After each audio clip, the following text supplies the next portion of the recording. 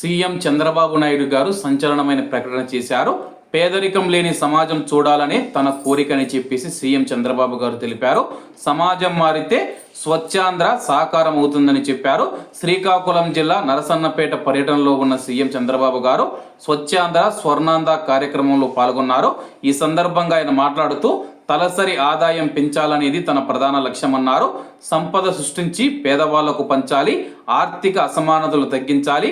ప్రభుత్వానికి మంచి పేరు వచ్చిందంటే అది అధికారం వల్లే వస్తుంది. ఒకప్పుడు కుటుంబ నియంత్రణ పాటించాలని చెప్పాం. పిల్లలే సంపద అని ఇవాళ చెబుతూ ఉన్నా. మూడో బిడ్డ పుట్టిన వెంటనే 30,000 ఇస్తాం, 4వ బిడ్డ పుడితే 40,000 ఇస్తాం. పిల్లలు భారం అనుకోకూడదు, వాళ్ళే మీ యొక్క సంపదని గుర్తించాలి. తల్లికి వందనం కింద 15,000 రూపాయలు అందజేస్తూ ఉన్నాం. భగవంతుడు కరుణిస్తే ఆ మొత్తాన్ని కూడా పెంచుతానని చెప్పేసి గత 5 ఏళ్ళు గొడ్డలి పార్టీ చేసిన అరాచకం చూసాం. ప్రజల ఆస్తులన్నీ మార్చేసి గందరగోళం చేశారు. కూటమి ప్రభుత్వం అధికారంలోకి వచ్చిన తర్వాత ప్రజల భూముల జోలికి ఎవరూ రాకుండా చర్యలు చేపట్టాం. భూ తగాదాలు లేకుండా చేసే బాధ్యత కూటమి ప్రభుత్వానిది.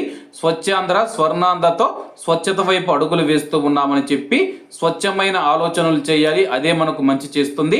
అలవాట్లు మారాలి, తద్వారా సమాజం మారుతుంది. గత 16 నెలలుగా స్వచ్ఛాంధ్ర స్వర్ణాంధ్ర నిర్వహిస్తూ ఉన్నామని చెప్పేసి వ్యర్థాల నుంచి కరెంటు ఉత్పత్తి చేస్తూ ఉన్నామని చెప్పని తెలిపారన్నమాట.